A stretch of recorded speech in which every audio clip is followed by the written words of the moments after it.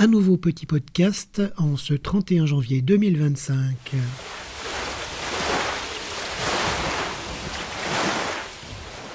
Nous savons que les choses avancent, bien sûr, il y a énormément de décrets qui sont signés actuellement aux USA.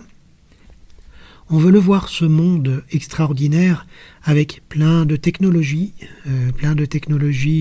au service de l'humanité, et non pas contre l'humanité, qui respectent le vivant, qui respectent notre être profond, et la Terre libérée de toutes ces guerres.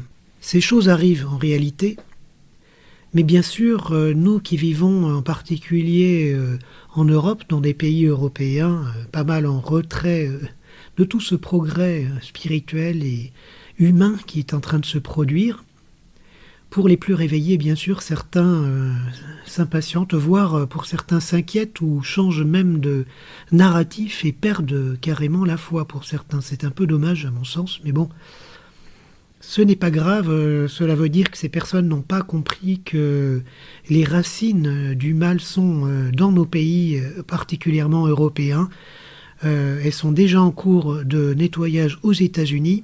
Mais actuellement, il y a quand même un gros nœud en France, bien sûr, et pas seulement. En fait, il y a des choses qui avancent à leur rythme, en Europe même, vous avez vu l'Italie qui avance. Certaines choses ne peuvent pas se produire, cela peut être frustrant peut-être pour certains, mais imaginez tout le travail qu'il a fallu faire pour l'Alliance, pour vaincre progressivement toute cette bête qui s'était étendue tout autour du monde, qui avait l'emprise des médias, qui a commencé à avoir l'emprise des réseaux sociaux. C'est un travail énorme, des journaux, de Big Pharma, les écoles. Imaginez tout ce qu'il a fallu nettoyer déjà. Et le nettoyage n'est pas tout à fait terminé, mais il est en cours, mais de mon point de vue. Après, on peut le voir aussi comme un nettoyage qui est déjà terminé et des événements qui sont là pour réveiller les gens.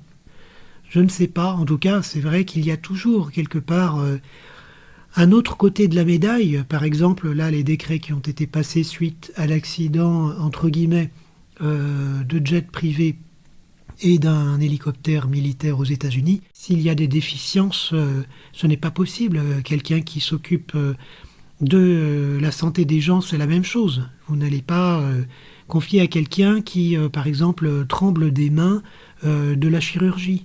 Donc, évidemment, on va faire passer encore Donald Trump pour un affreux qui ne supporte pas les personnes qui ont des déficiences. Mais c'est pas grave, ça fait partie du jeu, entre guillemets, de ce qui reste de cette bête, en fait, de ces ombres.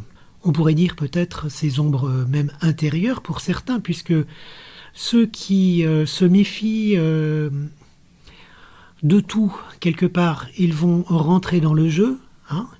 Ils vont bien sûr s'accrocher là-dessus, puisqu'ils n'ont pas foi en l'humanité, ils n'ont pas foi en la vie, ils n'ont pas foi réellement en quelque chose de spirituel dans le sens de la vie, quelque part. Et ceux qui n'ont pas tout à fait foi dans le fait qu'il y ait un plan qui s'applique, qui pensent toujours qu'il y a une petite bête, eh bien ces gens-là vont plonger en réalité. Mais c'est très bien, c'est ce qu'il faut. En fait, leurs vibrations vont peut-être continuer à baisser, ils vont s'énerver encore un peu plus, et peut-être au creux de leur dépression, il y aura peut-être un déclic. Et sinon, l'univers, quelque part, il fait une forme de tri. Je suis désolé, effectivement. Il n'y a que ceux qui ne sont pas faibles. Comme on dit, Dieu vomit les faibles, hein, pour faire grenouille de bénitier. Mais quelque part, à un moment donné, la foi, c'est quelque chose de puissant. La foi, c'est quelque chose de puissant. C'est une force extrêmement puissante.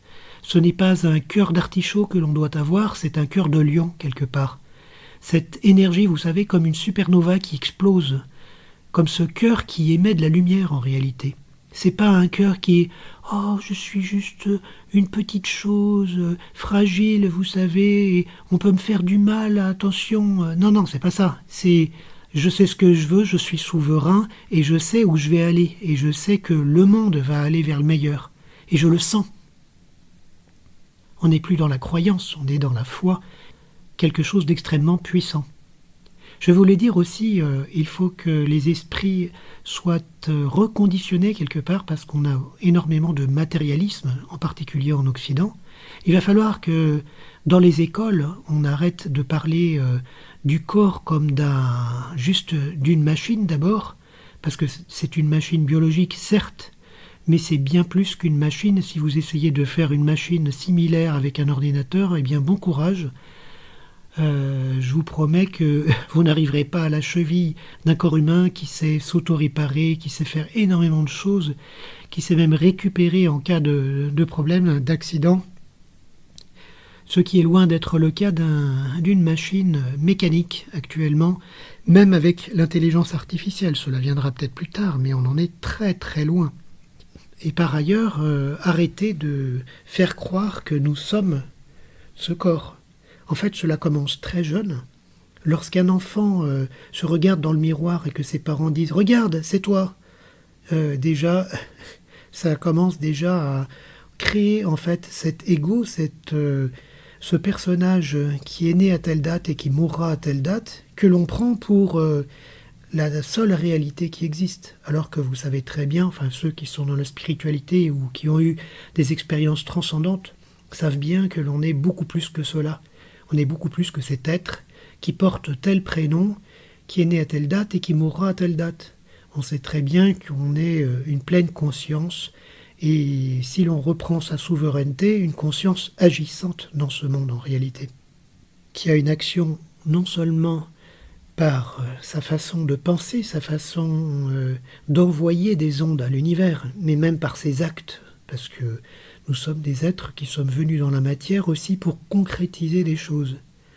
Si nous étions juste de l'autre côté, comme je le dis souvent, nous serions probablement restés inconscients, en fait.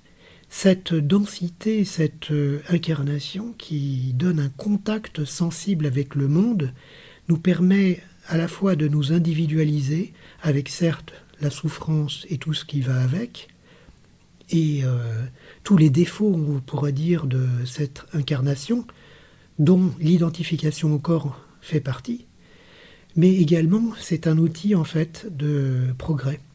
C'est un outil pour prendre conscience de soi et apprendre également l'empathie.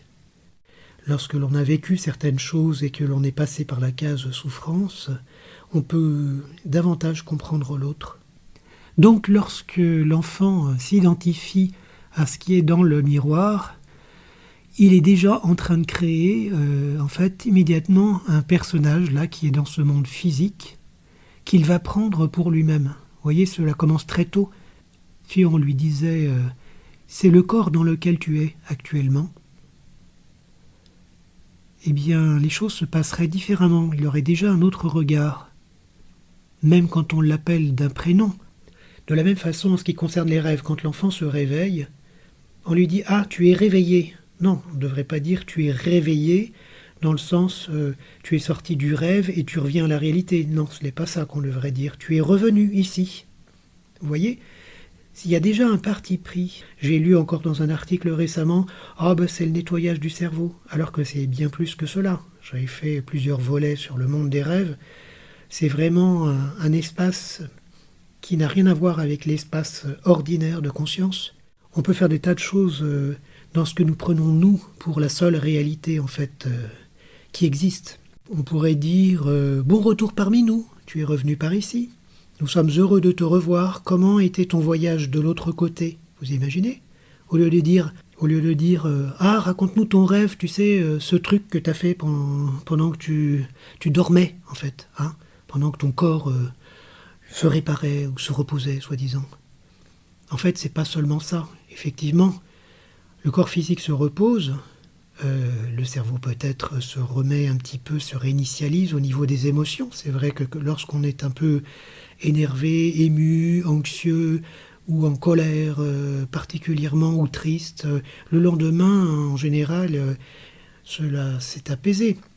Mais il y a bien autre chose qui se passe. Comme je l'ai dit, une fois, on peut parfaitement rencontrer des thérapeutes, on peut rencontrer même des gens, on peut même passer à un autre niveau, au niveau astral ou éthérique, ou rencontrer des décédés, on peut poser des questions et avoir des réponses, avoir des intuitions, avoir des guidances.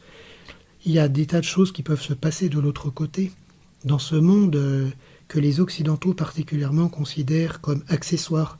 Vous savez, le réveil là qui sonne bien fort et qui vous secoue, qui vous arrache littéralement du rêve. Encore s'imposer le réveil parce que vous avez prévu de faire quelque chose, pourquoi pas ponctuellement peut-être, parce qu'il y a un impératif par rapport aux horaires. Mais se l'imposer régulièrement lorsque vous n'en avez pas besoin, c'est bien dommage, c'est passer à côté de tas d'informations qui sont intéressantes de l'autre côté. Donc vous voyez toutes ces transformations qu'il faudrait faire dans le monde. La vision par rapport aux extraterrestres, entre guillemets, ils ont été tellement moqués sur les plateaux de télévision et tellement mis en scène de mille et une manières dans des films pour pouvoir dire que ce n'est qu'un film. Cela crée une confusion dans l'esprit des gens. Il faudra un petit moment pour que les gens se réveillent par paliers, c'est ce qui est en train de se faire, mais il ne faut pas courir plus vite que la musique, comme on dit. Voilà, c'était juste un petit audio comme ça, spontané, un podcast. Je reprendrai des podcasts probablement par la suite, lorsque mon planning s'allégera un petit peu. J'espère qu'il vous a plu. Prenez soin de vous et faites de beaux rêves lucides. À bientôt.